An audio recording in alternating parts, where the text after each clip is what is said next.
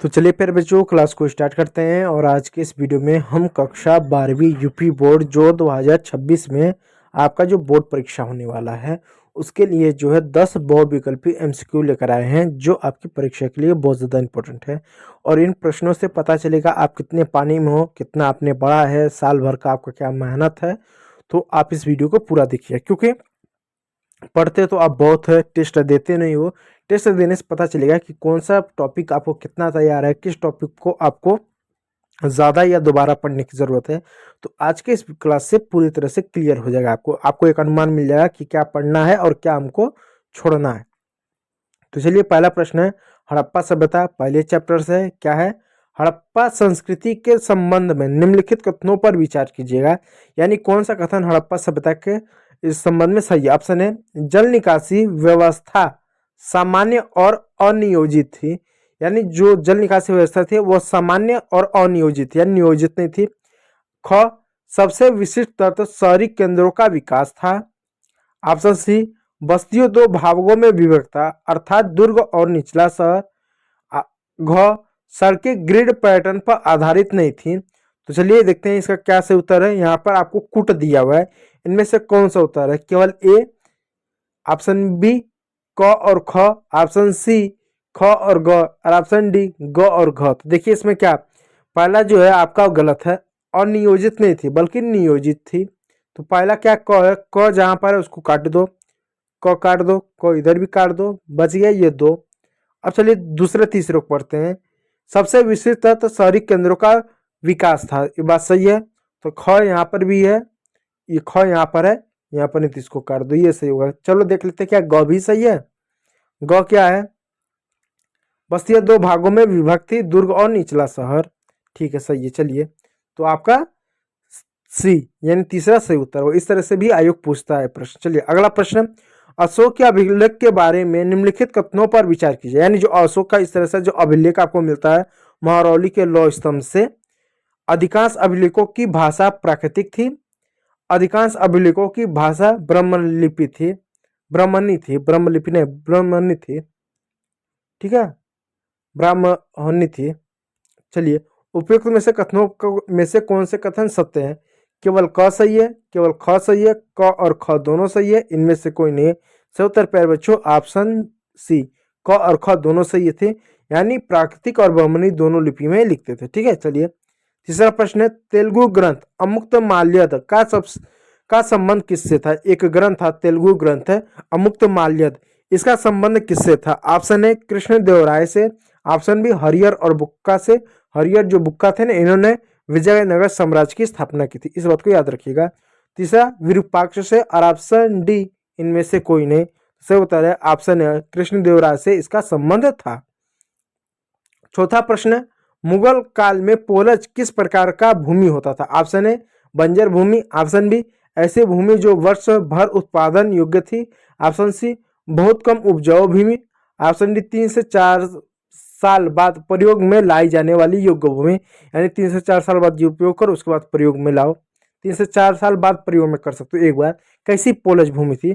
तो पोलज थी ऐसी भूमि जो वर्ष भर उत्पादन दे, इस तरह की भूमि थी। ठीक है, पोलज, इस बात को याद रखिएगा। चलिए पांचवा प्रश्न, स्थायी बंदोबस्त जिसको इस्तमारी बंदोबस्त कहते हैं द्वारा ईस्ट इंडिया कंपनी को क्या लाभ हुआ? यानी स्थायी बंदोबस्त अंग्रेजों ने लागू किया था, उस समय ईस्ट इंडिया कंपनी का भारत में शासन था, ठीक है, कंपनी का शासन था। तो उससे क्या लाभ हुआ कंपनी को? कंपनी का राजस्व का अधिक बोझ आ गया, राजस्व अधिक बोझ आ गया, यानी खर्चा बढ़ गया, ज्यादा बोझ आ गया। ऑप्शन बी, किसानों ने कंपनी का सहयोग करना शुरू कर दिया, किसानों ने क्या कंपनी का सहयोग किया।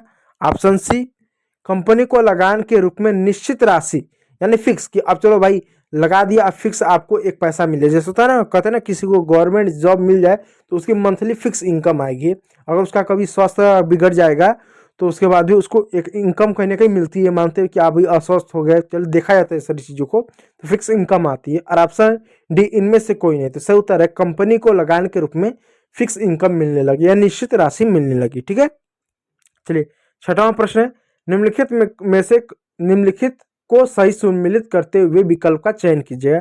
ऑप्शन ए खिराज क्या था? साहूकार था। ऑप्शन बी कुदाल संथालियों का प्रतीक चिन्ह था। ऑप्शन सी हल पहाड़ी लोगों का प्रतीक चिन्ह था और ऑप्शन डी दिकु एक प्रकार का कर था। तो क्या इसका सही उत्तर होगा? Option A, option B 2, option C 3 और ऑप्शन डी 4। इसका सही होगा प्यारे बच्चों ऑप्शन 3 सी से होगा। जैसे आप देख सकते हो अ का 4 है, बी का 3 है, सी का 2, यानी उल्टा से चलिए। एक का 4 है, एक का क्या है 4 है, 3 का क्या 2 का 3 है, 3 का 2 है, एक का 4 है। तो कैसे होगा देखिए, खिराज क्या था? एक प्रकार का कर था। कुदाल जो था वो पहाड़ी लोगों का प्रतीक चिन्ह था। हल जो था संथालियों का चिन्ह था। दीकू क्या था? एक प्रकार का साहूकार था दीकू। ठीक है, इस बात को याद रखिएगा। चलिए 7वां प्रश्न, 1857 के विद्रोह का प्रमुख कारण क्या था? 1857 का विद्रोह का प्रमुख कारण क्या था? ऑप्शन है चर्बी लगे कारतूस का प्रयोग, ऑप्शन बी अंग्रेज नीतियों द्वारा भारतीयों का किया गया आर्थिक शोषण, यानी पैसे बहुत उन्होंने परेशान किया था, इतना टैक्स लगाकर इतना लूट कर ये सब चीजें करके, बहुत ज्यादा टैक्स लगाने की तरफ से लूटना भी तो हुआ।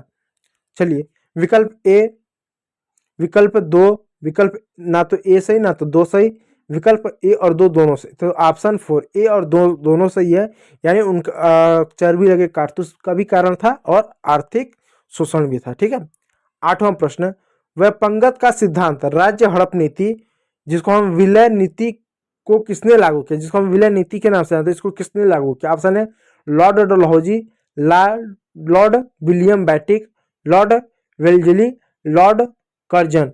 तो देखो उस समय जो बड़े अंग्रेज अफसर होते थे ना कंपनी से, उनको लॉर्ड कहा जाता है, इसलिए यहाँ पे लोग गांव में होता है ना बड़े लाड साहब आए, बड़े लाड साहब बन रहे हो, तो लॉर्ड वहीं से शब्द निकला है। ठीक है, तो इसका सही ऑप्शन है लॉर्ड डलहौजी ने राज्य हड़प नीति या विलय नीति या विपंगत का सिद्धांत लागू किया था, लॉर्ड डलहौजी ने।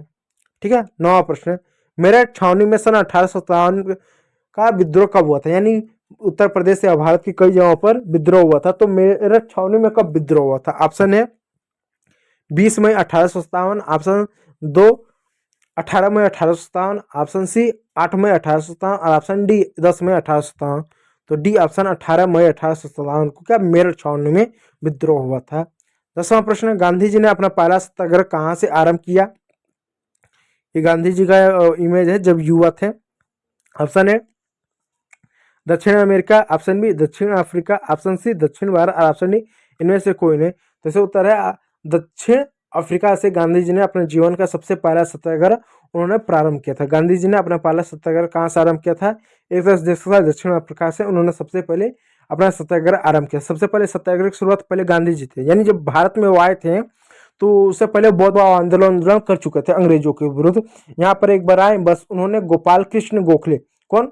गोपाल कृष्ण गोखले, वो उनके कौन राजनीतिक गुरु थे। इनके कहने पर उन्होंने भारत का भ्रमण किया और भारत की समस्याओं को देखा। उसके बाद उन्होंने ये भी जो है भारत में एक तरह का आंदोलन करना प्रारंभ किया। सबसे पहला आंदोलन उन्होंने चंपारण में किया था। ठीक है, इस बात को याद रखिए, जो बिहार में पड़ता है।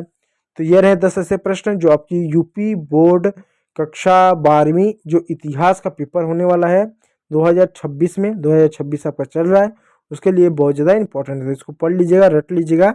तो वीडियो को देखने के लिए बहुत बहुत धन्यवाद।